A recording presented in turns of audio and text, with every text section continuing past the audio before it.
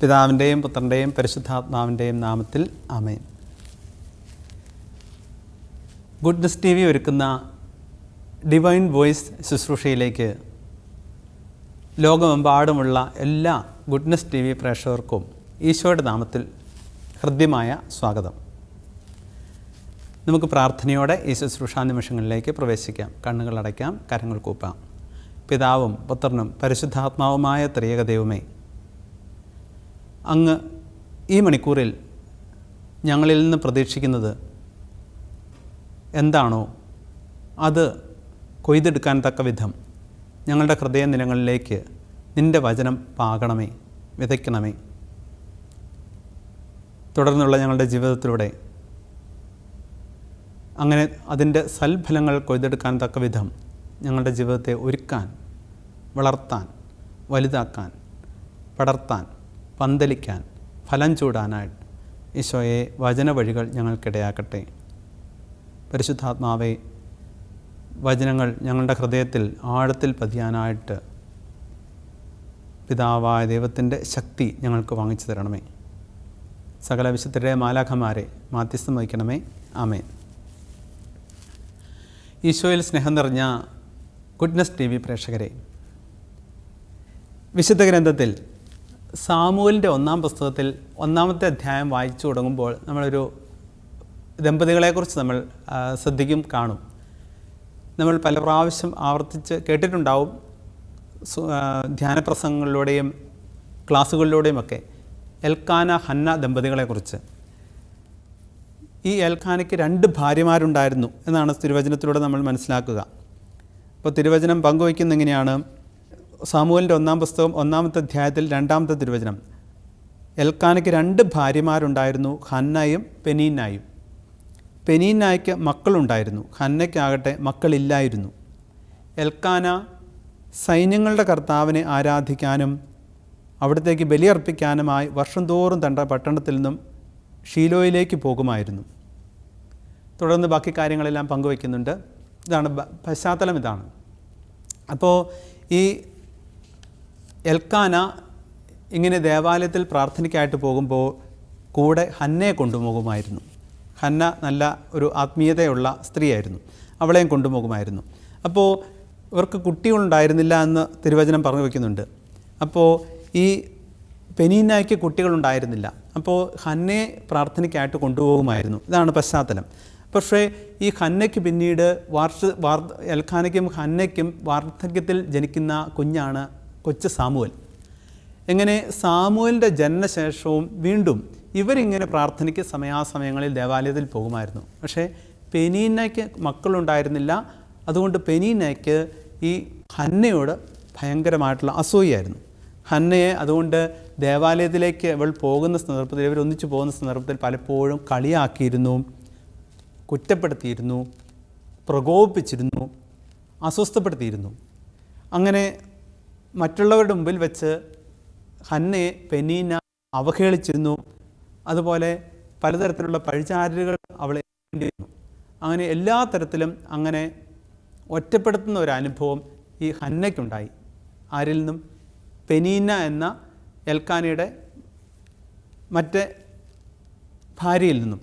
അപ്പോൾ ഈ നിന്ദിക്കപ്പെടുക മൂലം ഈ ഹന്നയ്ക്ക് പലപ്പോഴും ഭക്ഷണം കഴിക്കാനായിട്ട് പോലും പറ്റിയിരുന്നില്ല എന്ന് തുടർന്ന് വരുന്ന തിരുവചന ഭാഗങ്ങളെല്ലാം നമ്മളെ ഓർമ്മപ്പെടുത്തുന്നുണ്ട്. ഭക്ഷണം പോലും ചിലപ്പോൾ അവൾ ഉപേക്ഷിക്കുമായിരുന്നു. അതുപോലെ മാനസികമായിട്ട് ഇങ്ങനെ ആവർത്തിച്ചുള്ള കളിയാക്കലുകൾ, കുറ്റപ്പെടുത്തലുകൾ, ഒറ്റപ്പെടുത്തലുകൾ, അവഹേളനങ്ങൾ, ഇവ മൂലം മാനസികമായിട്ടും ഈ ഹന്ന ഒത്തിരി തളർന്ന വ്യക്തിയായിരുന്നു, വ്യക്തിത്വമായിരുന്നു, സ്ത്രീയായിരുന്നു. അങ്ങനെ ഈ പ്രകോപനങ്ങളെല്ലാം കൂടുതൽ വന്നുകൊണ്ടിരുന്നത് എപ്പോഴാണെന്ന് ചോദിച്ചാൽ ഇവൾ ദേവാലയത്തിൽ പ്രാർത്ഥിക്കാൻ പോകുമ്പോഴാണെന്നുള്ളതാണ് മറ്റൊരു വസ്തുത, പ്രധാനപ്പെട്ട കാര്യം. ദേവാലയത്തിൽ പ്രാർത്ഥിക്കാനായിട്ട് പോകുന്ന സന്ദർഭത്തിൽ, ആത്മീയ വളർച്ചയുടെ സന്ദർഭത്തിൽ, ആത്മീയമായിട്ട് വളരാനായിട്ട് ആഗ്രഹിക്കുന്ന സമയത്തൊക്കെയാണ് കൂടുതൽ ഈ പ്രകോപനവും അസ്വസ്ഥതയും എല്ലാം പെനീന്ന ഈ ഹന്നയ്ക്ക് നൽകിയിരുന്നതെന്നും തിരുവചനം നമ്മളെ ഓർമ്മപ്പെടുത്തുന്നുണ്ട്. സാമുവേലിൻ്റെ 1-ാം പുസ്തകത്തിൽ 1-ാമത്തെ അധ്യായത്തിൽ 1 മുതലുള്ള തിരുവചനങ്ങൾ വായിക്കുമ്പോൾ നമ്മൾ കാണുന്ന കാര്യങ്ങളാണ്. അപ്പോൾ കർത്താവിൻ്റെ ഭവനത്തിൽ ആരാധനയ്ക്ക് പോകുന്ന സന്ദർഭത്തിലാണ് കൂടുതലും ശല്യം ചെയ്തിരുന്നത് ആ സ്ത്രീയെ.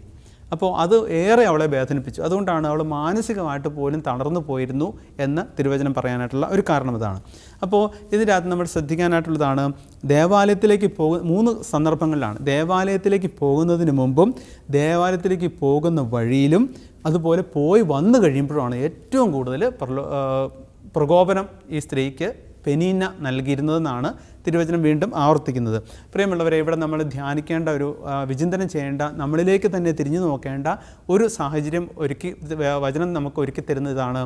ഈ പെനീനെ പോലെയുള്ള സ്വഭാവം എൻ്റെ ജീവിതത്തിൽ എവിടെയെങ്കിലും പൊന്തി വരുന്നുണ്ടോ എന്നുള്ളത് നമ്മളൊന്ന് പരിശോധിക്കണം. പെനീനയുടെ സ്വഭാവം എന്ന് പറഞ്ഞാൽ നമുക്കറിയാം, എൻ്റെ കുടുംബത്തിൽ തന്നെ പലരുണ്ട്. നമ്മൾ 4-5 മക്കളുണ്ട്, മാതാപിതാക്കളും മക്കളുള്ള കുടുംബമാണെന്ന് വിചാരിക്കുക. അപ്പോൾ എൻ്റെ താഴെയോ മുകളിലോ ഉള്ള എൻ്റെ സഹോദരങ്ങൾ ആരെയും കൂടുതൽ ആത്മീയത ഉള്ളവരായിരിക്കാം, കൂടുതൽ പ്രാർത്ഥിക്കുന്നവരായിരിക്കാം, കൂടുതൽ ഭക്തകാര്യങ്ങൾ ശ്രദ്ധിക്കുന്നവരായിരിക്കാം. അപ്പോൾ അവർ അല്ലെങ്കിൽ മറ്റ് കഴിവുകളുള്ളവരായിരിക്കാം, കൂടുതൽ ഉത്തരവാദിത്തങ്ങൾ ജോലി ചെയ്യാൻ പ്രാപ്തിയുള്ളവരായിരിക്കാം. അവരത് ചെയ്യുന്നത് കണ്ട്, പ്രാർത്ഥിക്കുന്നത് കണ്ട്, അല്ലെങ്കിൽ സഹായിക്കുന്നത് കണ്ട്, കൂടെ നിൽക്കുന്നത് കണ്ട് ഞാൻ കുറ്റപ്പെടുത്താൻ തുടങ്ങിക്കഴിഞ്ഞാലത്തെ അവസ്ഥ എന്താണ്? ഇതാണ് പെനീനയുടെ സ്വഭാവം എന്ന്. പെനീനിസം എന്ന് പറയും, പെനീനിസം. അപ്പോൾ ഇത് എന്നിലുണ്ടോ എന്ന് നമ്മൾ ഈ ശുശ്രൂഷയിലേക്ക് കയറുമ്പോൾ തന്നെ നമ്മൾ പരിശോധിച്ചിട്ട് വേണം നമ്മുടെ ആത്മീയ ജീവിതത്തിൽ വളരാനായിട്ട് ആഗ്രഹിക്കുന്നവർ ഇതൊക്കെ പരിശോധിക്കേണ്ട കാര്യങ്ങളാണ്. കാരണം പെനീനിസം വളരെ അപകടകരമായിട്ടുള്ള കാര്യമാണ്, അപകടകരമായിട്ടുള്ള ഒരു ഇസമാണ്. അപ്പോൾ അത് മറ്റുള്ളവരെ, ഒപ്പമുള്ളവരെ, കൂടെയുള്ളവരെ കുറ്റപ്പെടുത്തുന്ന, അവഹേളിക്കുന്ന അവരുടെ അവർക്ക് ദൈവം കൊടുത്തിരിക്കുന്ന കഴിവല്ലേ? പ്രാർത്ഥിക്കാനെങ്കിൽ പ്രാർത്ഥിക്കാൻ, പ്രവർത്തിക്കാനെങ്കിൽ പ്രവർത്തിക്കാൻ, ശുശ്രൂഷ ചെയ്യാനെങ്കിൽ ശുശ്രൂഷ ചെയ്യാൻ, സ്നേഹിക്കാനെങ്കിൽ സ്നേഹിക്കാൻ, അതുപോലെ പാടാൻ, ആടാൻ, പ്രസംഗിക്കാനുള്ള കഴിവ് അത് ദൈവം കൊടുത്തിരിക്കുന്നു. അതിനെ പ്രതി എനിക്കതില്ല എന്ന് വിചാരിച്ച്, എനിക്ക് തന്നിട്ടില്ല എന്ന് വിചാരിച്ച്, അല്ലെങ്കിൽ ചിലതൊക്കെ ആർജിച്ചെടുക്കാൻ പറ്റുന്ന കാര്യമാണ്. പക്ഷെ അത് ചെയ്യാതെ അവരെ അവഹേളിക്കുക, കുറ്റപ്പെടുത്തുക, ഒറ്റപ്പെടുത്തുക, അവരുമായിട്ട് കൊമ്പ് കോർക്കുക എന്നുള്ളത് എന്നിൽ നിക്ഷിപ്തമായിരിക്കുന്ന കാര്യമേ അല്ല. അതുകൊണ്ടാണ് അച്ഛൻ തുടക്കത്തിൽ തന്നെ പങ്കുവച്ചത്, ഈ പെനീനിസം ഉണ്ടോ എന്ന് ഞാൻ പരിശോധിക്കണം എന്ന് പങ്കുവയ്ക്കാനായിട്ടുള്ള കാരണം. അപ്പോൾ അവളെ പോലെ മറ്റുള്ളവരെ വേദനിപ്പിക്കുന്ന സ്വഭാവം എന്നിലുണ്ടോ? മറ്റുള്ളവരെ അവഹേളിക്കുന്ന സ്വഭാവം എന്നിലുണ്ടോ? മറ്റുള്ളവരെ അടിച്ചിരുത്തുന്ന സ്വഭാവം എന്നിലുണ്ടോ? മറ്റുള്ളവർക്ക് എതിരെ പിറുപിറുക്കുന്ന സ്വഭാവം എന്നിലുണ്ടോ? അത് കൊള്ളില്ല. ദൈവസന്നിധിയിൽ ജീവിക്കുന്ന, ആത്മീയമായിട്ട് ജീവിക്കുന്ന ഒരു വ്യക്തിക്ക് അത് കൊള്ളില്ല. പ്രിയമുള്ളവരെ, അതുകൊണ്ട് ലോകത്തിൻ്റെ ഏത് ഭാഗങ്ങളിലാണെങ്കിലും ഈ വചനം ശ്രവിക്കുന്ന, ഈ ശുശ്രൂഷയിൽ പങ്കെടുക്കുന്ന ആരായിരുന്നാലും ഒന്ന് പുനഃപരിശോധിക്കേണ്ട ഒരു കാര്യമാണ് പെനീനിസം എന്നിൽ ഉണ്ടോ എന്നുള്ളത്. പ്രിയമുള്ളവരെ, അല്ലെങ്കിൽ ഇത് അപകടത്തിലാക്കും. അപകടത്തിൽ നിന്ന് രക്ഷപ്പെടാനായിട്ടുള്ളൊരു മാർഗ്ഗമാണ്. അതിനെക്കുറിച്ച് നമ്മൾ ധ്യാനിക്കണം. തിരുത്ത് വരുത്തേണ്ടതുണ്ടെങ്കിൽ തിരുത്ത് വരുത്തണം എന്നുള്ളത്. ഇനി 2-ാമത്തെ ഭാഗത്തിലേക്ക് നമുക്ക് പ്രവേശിക്കാം. ആത്മീയമായിട്ട് അവളെ ശല്യം ചെയ്തിരുന്ന ഇങ്ങനെയാണ്. അവൾ ദേവാലയത്തിലേക്ക് പോകും. 3 സമയത്ത് ദേവാലയത്തിൽ പോകുമ്പോഴും, ദേവാലയത്തിൽ പോകുന്നതിന് മുമ്പും, ദേവാലയത്തിൽ പോകുമ്പോഴും, ദേവാലയത്തിൽ വരുന്ന ശേഷവും ആരാധനയ്ക്ക് ആ സമയങ്ങളിലെല്ലാം ശല്യം ചെയ്യുന്നു. ഞാൻ പ്രാർത്ഥിക്കാൻ വേണ്ടി പോകുന്ന വ്യക്തിയാണെന്ന് ഇരിക്കട്ടെ, അപ്പോൾ അല്ലെങ്കിൽ എൻ്റെ സഹോദരങ്ങൾ, എൻ്റെ മാതാപിതാക്കൾ, എൻ്റെ മക്കൾ പ്രാർത്ഥിക്കാനായിട്ട് ദേവാലയത്തിൽ പോകുന്നവയ്ക്ക് അവരെ ഞാൻ പോകുന്നില്ല എന്ന് വിചാരിച്ച് ഞാൻ ഉടനെ അവരെ ശല്യപ്പെടുത്തേണ്ട കാര്യമില്ല. അത് എന്നിൽ നിക്ഷിപ്തമായിരിക്കുന്ന ഉത്തരവാദിത്വം അല്ല. അത് അപകടമാണെന്നാണ് അച്ഛൻ പങ്കുവച്ചത്. ഇനി 2-ാമത്തെ ഭാഗം ഇതാണ്. അവൾ മാനസികമായിട്ട് പോലും തകർന്നു പോയിരുന്നുവെന്ന് വചനം പങ്കുവയ്ക്കുന്നുണ്ട്. മാനസികമായിട്ട് തകർന്നു പോയിരുന്ന സ്ത്രീ എന്താ ചെയ്യണ്ടേ? അതുകൊണ്ട് എല്ലാം നശിച്ചു, ഇടിഞ്ഞു പോയി എന്ന് വിചാരിച്ച് തന്നിൽ തന്നെ ഒതുങ്ങിക്കൂടുകയാണോ ചെയ്യേണ്ടത്? മാനസികമായിട്ട് തകർന്നു പോകുന്ന സന്ദർഭങ്ങൾ എൻ്റെയും നിങ്ങളുടെയും ഒക്കെ ജീവിതത്തിൽ, ഇതുവരെയും ജീവിതത്തിൽ ഇഷ്ടംപോലെ പ്രാവശ്യം വന്നിട്ടുണ്ടാവും, ഇനിയും വരും, ഇപ്പോൾ വന്നുകൊണ്ടിരിക്കുന്നുണ്ടാവും. പ്രിയമുള്ളവരെ, മാനസികമായിട്ട് തളർത്താൻ ഒത്തിരി പേര് ഉണ്ടാവും. പക്ഷെ തളരണോ വേണ്ടിയോ എന്ന് തീരുമാനിക്കുന്നത് ഞാനാണ്. അതുകൊണ്ട് മാനസികമായിട്ട് തളർത്തുന്ന സന്ദർഭങ്ങൾ മറ്റുള്ളവരിൽ നിന്നും ഉണ്ടാകരുത് എന്ന് പറയാനായിട്ട് പറ്റത്തില്ല, വരും. അപ്പോൾ ആത്മീയമായിട്ടുള്ള വളർച്ചയിൽ ആയിരിക്കുന്ന ആളാണ് ഞാനെങ്കിൽ തീർച്ചയായിട്ടും എനിക്ക് ശ്രദ്ധിക്കാനായിട്ട് സാധിക്കും, തളരാതിരിക്കാനായിട്ടുള്ള പ്രിക്കോഷൻസ് എടുക്കാനായിട്ട്. പ്രിയമുള്ളവർ, മറ്റുള്ളവർ എന്നെ മാനസികമായിട്ട് തളർത്തുകയോ അടിച്ചിരുത്തുകയോ ചെയ്യുന്ന സന്ദർഭങ്ങളിൽ ഞാൻ ഭക്ഷണം കഴിക്കാതെ മാറി നിൽക്കുന്ന സന്ദർഭം എനിക്കുണ്ടോ എന്ന് പരിശോധിക്കണം. ഒറ്റപ്പെട്ട് മാറിയിരിക്കുന്ന സന്ദർഭങ്ങളുണ്ടോ എന്ന് പരിശോധിക്കണം. വേവലാതിപ്പെട്ട് ഉത്കണ്ഠപ്പെട്ട് പ്രാർത്ഥന നിർത്തി മാറിയിരിക്കുന്ന സന്ദർഭങ്ങളുണ്ടോ എന്ന് ഞാൻ പരിശോധിക്കണം. ദൈവത്തെ നിരാകരിക്കുന്ന, നിഷേധിക്കുന്ന, ഉപേക്ഷിക്കുന്ന സാഹചര്യങ്ങൾ എൻ്റെ ജീവിതത്തിൽ വരുന്നുണ്ടോ ഇനി എന്നുള്ളത് ഞാൻ പരിശോധിക്കണം. അതും കൊള്ളില്ല. അപ്പോൾ പെനീന്നയുടെ ആ സ്വഭാവം കൊള്ളില്ല എന്ന് നമ്മൾ കണ്ടു. അതുപോലെ ഹന്നയുടെ ഈ സ്വഭാവം കൊള്ളില്ല. എന്ത്? മറ്റുള്ളവർ തളർത്തുവോ തകർക്കാനായിട്ട് ശ്രമിക്കുകയോ ചെയ്യുമ്പോൾ ഉടനെ ഞാൻ തളർന്ന് വീണ് താഴെ പോകുന്ന അവസ്ഥ അതും കൊള്ളില്ല എന്നുള്ളതാണ് തിരുവചനം നമ്മളെ ഓർമ്മപ്പെടുത്തുന്നത്. അതുകൊണ്ട് കളിയാക്കപ്പെടലുകൾ വരുമ്പോൾ, പ്രകോപനങ്ങൾ വരുമ്പോൾ അവിടെ വീണ് പോകരുതെങ്കിൽ എന്തേ? നമ്മുടെ ആത്മീയമായിട്ടുള്ള അടിത്തറ എപ്പോഴും ബലവത്തായിരിക്കണമെന്നുള്ളതാണ്. ആ രീതിയിൽ എൻ്റെ ഹൃദയത്തെ ഞാൻ ദൈവവുമായിട്ട് ബന്ധപ്പെടുത്തി സജ്ജമാക്കിയിരിക്കുന്ന ജീവിതത്തിനെ അത് സാധിക്കത്തുള്ളൂ. അപ്പോൾ അതുകൊണ്ട് ഇങ്ങനെയുള്ള രണ്ടവസ്ഥ, രണ്ടുപേരും എൻ്റെ ജീവിതത്തിൻ്റെ രണ്ടവസ്ഥകളെ പ്രതിനിധാനം ചെയ്യുന്നതാണ്. പെനീന്ന പ്രകോപിപ്പിക്കുന്ന, കുറ്റപ്പെടുത്തുന്ന, ഒറ്റപ്പെടുത്തുന്ന, അസ്വസ്ഥപ്പെടുത്തുന്ന പ്രകൃതത്തിൻ്റെ ഉടമയാണ്.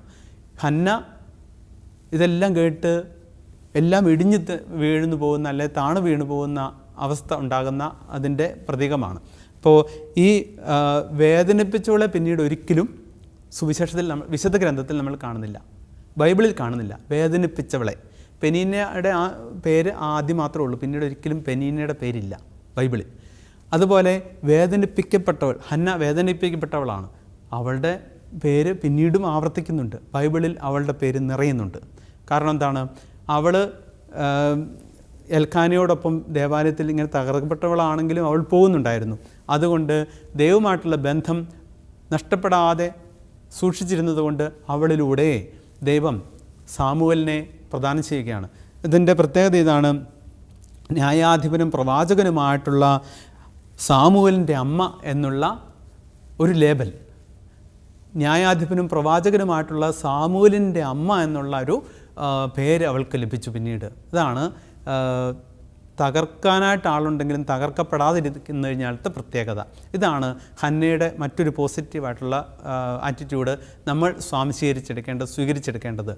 ആര് തകർക്കാൻ നോക്കിയാലും, തരിപ്പണമാക്കാൻ നോക്കിയാലും, നശിപ്പിക്കാൻ നോക്കിയാലും ദൈവവുമായിട്ടുള്ള ബന്ധത്തിൽ നിലനിൽക്കാനായിട്ട് സാധിച്ചാൽ ഒരിക്കലും ഒന്നിനും എന്നെ താഴ്ത്താനോ വീഴ്ത്താനോ തകർക്കാനോ തരിപ്പണമാക്കാനോ സാധിക്കില്ല എന്നതിൻ്റെ ചിത്രം കൂടിയ ഉദാഹരണം കൂടിയാണ് ഈ ഹന്ന എന്ന സ്ത്രീ. പ്രിയമുള്ളവരെ, അതുകൊണ്ട് ചരിത്രത്തിൽ അവൾ ഇടം നേടി. തകർക്കപ്പെടാതിരുന്നതുകൊണ്ട് അവൾ ചരിത്രത്തിൽ ഇടം നേടിയവിടെ. എങ്ങനെ?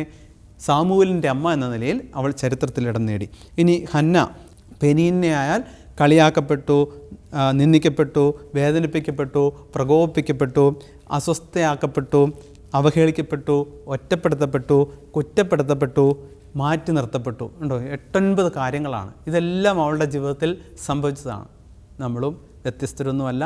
ഇതൊക്കെ നമ്മുടെ സ്വന്തം കുടുംബത്തിൽ നിന്ന് ആരെങ്കിലും നിന്നൊക്കെ നമുക്കും ഏൽക്കേണ്ടി വരുന്ന കാര്യങ്ങളൊക്കെ തന്നെയാണ്. പലതും നമ്മൾ ഏറ്റിട്ടുണ്ടാകും, പലതും ഏൽക്കേണ്ടി വരുന്ന യാഥാർത്ഥ്യങ്ങളാണ്, പച്ച യാഥാർത്ഥ്യങ്ങളാണ്. പക്ഷേ ഇവിടെ നമ്മൾ ഹന്നയെ മുന്നിൽ കാണണം. ഹന്ന എങ്ങനെ ഭർത്താവിനോടൊപ്പം ദേവാലയവുമായിട്ടുള്ള ബന്ധം അഭേദ്യമായി സൂക്ഷിച്ചപ്പോൾ അവൾ ചരിത്രത്തിൽ ഇടം നേടി, ചരിത്രത്തിൻ്റെ ഭാഗമായി. അതാണ് സാമുവലിൻ്റെ അമ്മ എന്ന നിലയിൽ ചരിത്രത്തിൽ ഇടം നേടി. അപ്പോൾ ശ്രദ്ധിക്കേണ്ട മറ്റൊരു കാര്യം ഇതാണ്: ഇവളെ പെനീന്ന ഹന്നയെ ഇങ്ങനെ കുറ്റപ്പെടുത്തിക്കൊണ്ടിരുന്നു കഴിഞ്ഞപ്പോൾ, അല്ലെങ്കിൽ അസ്വസ്ഥപ്പെടുത്തിക്കൊണ്ടിരുന്നപ്പോഴും അവൾ ചെയ്തതെന്താ? പകരം വീട്ടാനായിട്ട് അവളിലേക്ക് തിരിഞ്ഞില്ല. പകരം വീട്ടാൻ അവളിലേക്ക് തിരിയാത്തവളായിരുന്നു ആര്? ഹന്ന. അതൊന്നും നമ്മൾ ശ്രദ്ധിക്കേണ്ട ഒരു കാര്യമാണ്. എന്നെ ഒരാൾ പ്രകോപിപ്പിച്ചു കഴിഞ്ഞാൽ, ഒന്നോ മറ്റാരെങ്കിലും പലരോ പ്രകോപിപ്പിച്ചു കഴിഞ്ഞാൽ ഞാൻ എന്ത് ചെയ്യും? ഒരു നാണയം കൊണ്ട് എന്നെ പ്രകോപിപ്പിച്ച് ഞാൻ 2 നാണയത്തിൽ മറുപടി കൊടുക്കാനായിട്ട് ശ്രമിക്കുന്നയാളാണ് പലപ്പോഴും ഞാൻ. നമ്മൾ ഓരോരുത്തരും നമ്മളെ കുറിച്ച് തന്നെ ധ്യാനിക്കുന്നത് നല്ലതാണ്. എന്നെ അടിച്ചിരുത്താൻ നമ്മൾ ഒതുക്കാൻ വേണ്ടി ശ്രമിച്ചു പോകും. ഞാൻ പലപ്പോഴും എൻ്റെ സ്വഭാവം അങ്ങനെയൊക്കെ വരും. ഇത് മനുഷ്യരല്ലേ, പച്ച മനുഷ്യരല്ലേ, വികാരങ്ങളും വിചാരങ്ങളും ഒക്കെ ഉള്ളവരല്ലേ, അറിയാതെ വന്നു പോകുന്നത്. പക്ഷേ ശ്രദ്ധിക്കേണ്ട കാര്യമാണ്, പകരം വീട്ടാൻ അവരിലേക്ക്, അവളിലേക്ക് തിരിയുകയല്ല ചെയ്യേണ്ടതെന്നുള്ളതാണ് ഹന്ന പഠിപ്പിക്കുന്ന മറ്റൊരു പാഠം. അവൾ ചെയ്തെന്താ? ഹന്ന ചെയ്ത അവളിലേക്ക് പകരം വീട്ടാനായിട്ട് അവളിലേക്ക് തിരിയുകയല്ല ചെയ്തത്, മറിച്ച് ഹന്ന ചെയ്തതെന്താ? അവൾ ദൈവത്തിലേക്ക് തിരിഞ്ഞു എന്നുള്ളതാണ്. ഇതാണ് പ്രിയമുള്ളവരെ നമ്മളെ ഉത്തേജിപ്പിക്കേണ്ട തിരുവചന ഭാഗം. ഇതാണ്. അവൾ പകരം വീട്ടാനായിട്ട് പെനീന്നയിലേക്കല്ല തിരിഞ്ഞത്, തന്നിലേക്ക് തന്നെയുമല്ല തിരിഞ്ഞത്, അവൾ ദൈവത്തിലേക്ക് തിരിഞ്ഞു എന്നുള്ളതാണ്. ഇതാണ് നമ്മളെ ചിന്തിപ്പിക്കേണ്ട, ധ്യാനിപ്പിക്കേണ്ട, വീണ്ടും വീണ്ടും മനസ്സിൽ ഓർമ്മിപ്പിച്ചെടുക്കേണ്ട ഒരു വലിയ തിരുവചന ഭാഗം എന്ന് പറയുന്നത്. അപ്പോൾ ദൈവത്തിലേക്ക് തിരിഞ്ഞു കഴിഞ്ഞപ്പോൾ ആണ് ദൈവം അവളെ മാറ്റി. അവളിലേക്ക് തിരിഞ്ഞില്ല, മറ്റവളിലേക്കും തിരിഞ്ഞില്ല, മറിച്ച് ദൈവത്തിലേക്ക് തിരിഞ്ഞു എന്നുള്ളതാണ്. അപ്പോൾ അതിൻ്റെ പരിണിത ഫലമായിട്ട് സംഭവിക്കുന്ന കാര്യങ്ങൾ എന്തൊക്കെയാണ്? അവൾ ദൈവത്തിലേക്ക് തിരിഞ്ഞു കഴിഞ്ഞപ്പോൾ സംഭവിച്ചെന്താ? അവൾ ഹൃദയം നുറന്ന് അവളുടെ ഹൃദയവികാരങ്ങളെല്ലാം ദൈവത്തിൻ്റെ മുമ്പിൽ അർപ്പിച്ചു. മറ്റത് ഒതുങ്ങിക്കൂടല. തന്നിലേക്ക് തന്നെ തിരിഞ്ഞു കഴിഞ്ഞാൽ ഒതുങ്ങിക്കൂടലാണ്. ഇനി തിരിഞ്ഞ് അവരിലേക്ക് തിരിഞ്ഞാലോ പ്രതികാരമാണ്. ഇത് ഒതുങ്ങിക്കൂടൽ, അത് പ്രതികാരം. എന്നാൽ ഇത് രണ്ടുമല്ല ഹന്ന ചെയ്തത്, മറിച്ച് ദൈവത്തിലേക്ക് തിരിഞ്ഞപ്പോൾ ഹൃദയവികാരങ്ങൾ ദൈവസന്നിധിയിൽ അവൾ സ്വാതന്ത്ര്യത്തോടു കൂടി തുറന്നു പറഞ്ഞു. അതാണ്. അപ്പോൾ കരച്ചിലുണ്ടാവും, ശരി, നൊന്തതല്ലേ, നൊന്ത ഹൃദയത്തിന് കരച്ചിൽ വരും. പക്ഷേ ആ ഹൃദയവികാരങ്ങൾ അവൾ കരഞ്ഞുകൊണ്ട് ദൈവസന്നിധിയിൽ അർപ്പിച്ചു എന്നുള്ളത് ഒന്നാമത്. രണ്ടാമത്തത്, അവളുടെ മനോവ്യഥ ദൈവത്തോട് പറഞ്ഞു. മനസ്സിൻ്റെ വേദന ദൈവത്തോടാണ് പറഞ്ഞത്, മറ്റാരോടുമല്ല. ഇനി മൂന്നാമത്, മനുഷ്യരോടല്ല അവൾ പറഞ്ഞത്. ഈ ഹന്ന അവൾക്കുണ്ടായ ഹൃദയ നൊമ്പരം, വേദന, വ്യഥ അത് മനുഷ്യരോട് ആരോടേലും പറയാനായിട്ട് പോയി കഴിഞ്ഞാൽ മനുഷ്യന് എന്തുമാത്രം ആശ്വാസം നൽകാൻ പറ്റും? ഇത്രേ ഉള്ളൂ, ഞാൻ ഇത്രേ ഉള്ളൂ, ഇതിലപ്പുറം എനിക്കെന്ത് പറയാൻ പറ്റൂ? എപ്പോഴും കൂടെയുണ്ട്, ഞാനുണ്ടാവുമെന്ന് ഞാൻ പറഞ്ഞു എന്ന് വിചാരിച്ചു. ഒരു വാക്ക് ഒരു ഉറപ്പ് ഞാൻ കൊടുക്കുക, അഷുറൻസ് കൊടുക്കുമെന്ന് വിചാരിച്ചു. എത്ര നാൾ കൂടെ ഉണ്ടാവും? എൻ്റെ ആരോഗ്യം ക്ഷയിച്ച് ഞാൻ കട്ടിലിൽ കിടപ്പായിരുന്നു, തീർന്നോ? കൂടെ ഉണ്ടാവുമെന്ന് പറഞ്ഞ് എൻ്റെ ഉറപ്പ് തീർന്നോ? കട്ടിലിൽ ഞാൻ കടന്നു പോയാൽ അതോടുകൂടി തീർന്നുപോയി. അപ്പോൾ ഇവൾ ചെയ്തത് എന്താ? ദൈവത്തിലേക്ക് തിരിഞ്ഞു. അവളുടെ നൊമ്പരം ദൈവസന്നിധിയിൽ അർപ്പിച്ചു. മനുഷ്യരിലേക്ക് അവൾ തിരിഞ്ഞില്ല. പ്രിയമുള്ളവരെ, ഇതാണ് നമ്മൾ ഹന്നയിൽ നിന്നും പഠിക്കേണ്ട മറ്റൊരു പാഠം. അപ്പോൾ അതുകൊണ്ട് എന്ത് ചെയ്തു? ദൈവം സാമുവേലിനെ നൽകി അവളെ അനുഗ്രഹിച്ചു. സാമുവേലിനെ ന്യായാധിപനും പ്രവാചകനുമായി ഇസ്രായേലിൻ്റെ ന്യായാധിപനും പ്രവാചകനുമായി വരാനിരുന്ന സാമുവേലിൻ്റെ അമ്മയാകാനായിട്ടുള്ള വലിയൊരു ഭാഗ്യം ഈ ഹന്നയ്ക്ക് അതുവഴി ലഭിച്ചു. ദൈവവിചാരം, ദൈവബന്ധം അവൾ അഭേദ്യമായി സൂക്ഷിച്ചതുകൊണ്ട്. പ്രിയമുള്ളവരെ, ഈ വ്യക്തിത്വത്തെ നമ്മൾ ധ്യാനിക്കുമ്പോൾ സ്വാംശീകരിച്ചെടുക്കേണ്ട രണ്ടൊന്ന് കാര്യങ്ങളിൽ പെട്ട അതാണ്. ഒന്ന്, ദൈവവുമായിട്ടുള്ള ബന്ധം ഇടമുറിയാതെ ഇഴപിരിയാതെ സൂക്ഷിക്കുക. ഒത്തിരി തരത്തിലുള്ള പ്രതികൂല സാഹചര്യങ്ങളാണ് ഹന്നയ്ക്ക് നേരിടേണ്ടി വന്നത്. എന്തൊക്കെയാണ്? നിന്ദനം, കളിയാക്കൽ, വേദനിപ്പിക്കൽ, പ്രകോപനം, അസ്വസ്ഥത, അവഹേളനം, ഒറ്റപ്പെടുത്തൽ, കുറ്റപ്പെടുത്തൽ, മാറ്റി നിർത്തൽ. കണ്ടോ? ഇത്രയും കാര്യങ്ങൾ വന്നിട്ടും ദൈവത്തിൽ നിന്നും അവൾ വ്യതിചലിച്ചില്ല എന്നുള്ളതാണ്. ഇതാണ് അവളെ സാമുവേലിൻ്റെ, ന്യായാധിപനും പ്രവാചകനുമായ ചരിത്രത്തിൽ ഇടം നേടിയ സാമുവേലിൻ്റെ അമ്മയാകാനായിട്ടുള്ള ഭാഗ്യം, വിശുദ്ധ ഗ്രന്ഥത്തിൽ അറിയപ്പെടുന്നൊരു പേരായിട്ട് നിൽക്കാനായിട്ടുള്ള ഭാഗ്യം അവൾക്ക് ലഭിക്കാനായിട്ടിടയായതിൻ്റെ കാരണം ഇതാണ്. പ്രിയമുള്ളവരെ, ഇതൊക്കെ നമ്മുടെ ജീവിതത്തിലും ശ്രദ്ധിക്കേണ്ട കാര്യമാണ്. സാധാരണമായിട്ട് കടന്നു വരുന്ന കാര്യമാണ്. അവിടെ താണുപോകാതെ വീണു പോകാതിരിക്കാൻ ഹന്നയെ നമ്മൾ ധ്യാനിക്കുന്നത് നല്ലതാണ്. ഈ വചനത്തോട് ചേർത്ത് ഹന്നയെ ധ്യാനിക്കുന്നത് നല്ലതാണ്. പ്രിയമുള്ളവരെ, മുറിവേറ്റവരെല്ലാം തിരിയേണ്ടത് ആരിലേക്കാണ്? മുറിവേറ്റവനിലേക്കാണ് തിരിയേണ്ടത്. മുറിവേറ്റവരെല്ലാം തിരിയേണ്ടത് മുറിവേറ്റവനിലേക്കാണ്. പലപ്പോഴും എനിക്ക് സംഭവിക്കുന്ന കാര്യം എന്താണ്? ഞാൻ മുറിവേറ്റ് കഴിഞ്ഞാൽ ഞാൻ മുറിപ്പെടുത്താൻ വേണ്ടിയിട്ട് മുറിവേൽപ്പിച്ചവരിലേക്കാണ് തിരിയുന്നത്. അതാണ് അപകടം. അതും അപകടമാണ്. മുറിവേറ്റവനായ ഞാൻ മുറിവേൽപ്പിച്ചവനിലേക്കല്ല തിരിയേണ്ടത്, മറിച്ച് മുറിവേറ്റവനിലേക്ക് തിരിയണം. അച്ഛൻ പറഞ്ഞത് മനസ്സിലായി എന്ന് കരുതുന്നു. ഒരിക്കൽ കൂടി ആവർത്തിക്കുകയാണ്. ആരാലെങ്കിലും ഞാൻ മുറിവേറ്റ വ്യക്തിയാണെന്ന് വിചാരിക്കുക. മുറിവേറ്റ വ്യക്തിയാണ് ഞാനെങ്കിൽ ഞാൻ തിരിയേണ്ടത് മുറിവേറ്റവനിലേക്കാണ്, അല്ലാതെ എന്നെ മുറിപ്പെടുത്തിയവരിലേക്കല്ല, മുറിവേൽപ്പിച്ചവനിലേക്കുമല്ല. അത് നമ്മൾ ശ്രദ്ധിക്കണം. നമ്മൾ ഓരോരുത്തരും ശ്രദ്ധിക്കേണ്ട കാര്യമാണ്. പ്രിയമുള്ളവരെ, അതുകൊണ്ട് അവനിലേക്ക് നോക്കാൻ പഠിക്കണം, മുറിവേറ്റവനിലേക്ക് നോക്കാൻ പഠിക്കണം. അതുകൊണ്ടാണ് നമ്മളുടെ ദേവാലയത്തിലേക്ക് നമ്മൾ ചെന്ന് കഴിഞ്ഞാൽ മുറിവേറ്റവനെയാണ് നമ്മൾ എല്ലാ അൾത്താരകളിലും കാണുന്നത്. ആദ്യ നോട്ടം നമ്മളുടെ എത്തുന്ന എവിടെയാണ്? മുറിവേറ്റവൻ്റെ ശരീരത്തിലേക്കാണ്, മുറിവേറ്റ ശരീരത്തിലേക്കാണ്. ആ രീതിയിലാണ് നമ്മളുടെ ദേവാലയങ്ങളെല്ലാം ക്രമീകരിച്ചിരിക്കുന്നത്. ആൾത്താരയുടെ പ്രധാന ഭാഗത്ത് മുറിവേറ്റവനെയാണ് പ്രതിഷ്ഠിച്ചിരിക്കുന്നത്. കാരണം എന്താ? നമ്മളെല്ലാം ഒന്നല്ലെങ്കിൽ മറ്റൊരു തരത്തിൽ ആരാലെങ്കിലും മുറിവേറ്റവരാണ് എന്നും. അപ്പോൾ മുറിവേറ്റ ഞാനാണ് ദേവാലയത്തിലേക്ക് ചെല്ലുന്നത് പ്രാർത്ഥിക്കാൻ, ആരാധിക്കാൻ. മുറിവേറ്റ ഞാൻ ചെല്ലുമ്പോൾ മുറിവേറ്റവനെ കാണണം. അത് കാണാനായിട്ട് പറ്റുന്നില്ലെങ്കിൽ എന്ത് ചെയ്യും? മുറിപ്പെടുത്തിയവരെ കാണാൻ ശ്രമിക്കും. അത് അപകടമാണ്. അത് പ്രതികാരേച്ഛ വർദ്ധിപ്പിക്കുന്ന, പ്രതികാരേച്ഛ വളരും, പ്രതികാരം ചെയ്യാനായിട്ട് പ്രേരിപ്പിക്കും. അതുകൊണ്ടാണ് മുറിവേറ്റവൻ്റെ മുമ്പിലേക്ക് ചെല്ലുന്നത് ഓരോ വിശുദ്ധ കുർബാന അർപ്പണത്തിനും ഓരോ പ്രാർത്ഥനയ്ക്കും വേണ്ടി. പ്രിയമുള്ളവരെ, ശ്രദ്ധിക്കേണ്ട കാര്യമാണ്. അതുകൊണ്ട് ഒരുപക്ഷെ ഞാൻ കൃപയുള്ള വ്യക്തിയായിരിക്കാം. കൃപയുള്ള വ്യക്തി എന്ന നിലയിൽ ഞാൻ ആരെയും വേദനിപ്പിക്കരുത്. ബലമുള്ള വ്യക്തിയായിരിക്കാം ഞാൻ. ബലമുള്ള വ്യക്തി എന്ന നിലയിൽ ഞാൻ ആരെയും നിന്ദിക്കരുത്. അറിവുള്ള വ്യക്തിയായിരിക്കും ഞാൻ. അറിവുള്ള വ്യക്തി എന്ന നിലയിൽ ഞാൻ ആരെയും അവഗണിക്കരുത്. കഴിവുള്ള വ്യക്തിയായിരിക്കും ഞാൻ. കഴിവുള്ള വ്യക്തി എന്ന നിലയിൽ ഞാൻ ആരെയും കുറ്റപ്പെടുത്തരുത്. സമ്പത്തുള്ള വ്യക്തിയായിരിക്കും ഞാൻ. സമ്പത്തുള്ള വ്യക്തി എന്ന നിലയിൽ ഞാൻ ആരെയും അവഹേളിക്കരുത്. അഭിഷേകമുള്ള വ്യക്തിയായിരിക്കും ഞാൻ. അഭിഷേകം എന്നിൽ കർത്താവ് നിക്ഷേപിച്ചിട്ടുണ്ടെങ്കിൽ, അഭിഷേകമുള്ള വ്യക്തിയാണെങ്കിൽ ഞാൻ ആരെയും തഴയരുത്. കരുണയുള്ള വ്യക്തിയായിരിക്കും ഞാൻ. കർത്താവിനിൽ കരുണ നിക്ഷേപിച്ചിട്ടുണ്ട്. കരുണയുള്ള വ്യക്തിയായിരിക്കും ഞാൻ. കരുണയുള്ള വ്യക്തിയാണ് ഞാനെങ്കിലും ആരെയും ഒറ്റപ്പെടുത്തരുത്, അല്ലെങ്കിൽ കരയിപ്പിക്കരുത്. കരുണയുള്ള വ്യക്തി ആരെയും കരയിപ്പിക്കരുത്. പ്രാർത്ഥിക്കുന്ന വ്യക്തിയായിരിക്കും ഒരുപക്ഷെ ഞാൻ. പ്രാർത്ഥിക്കുന്ന വ്യക്തിയാണ് ഞാനെങ്കിൽ ആരെയും മുറിപ്പെടുത്തരുത്.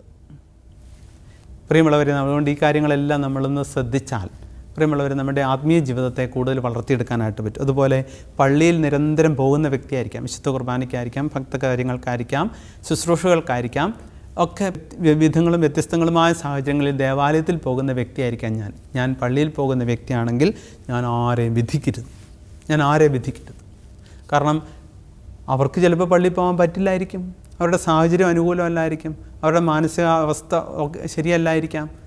അവരെയൊക്കെ അതിനുള്ള ആരോഗ്യം കുറവായിരിക്കാം. ഇതെല്ലാം എന്നിട്ട് പോകുന്നില്ല, നമ്മൾ വിധിക്കരുത്. അവരുടെയൊക്കെ ചുറ്റുവട്ടം അതിന് സജ്ജീകൃതമായിരിക്കില്ല ഒരുപക്ഷെ. എന്തുകൊണ്ട് എനിക്ക് അങ്ങനെയൊന്ന് ചിന്തിച്ചുകൂടാ?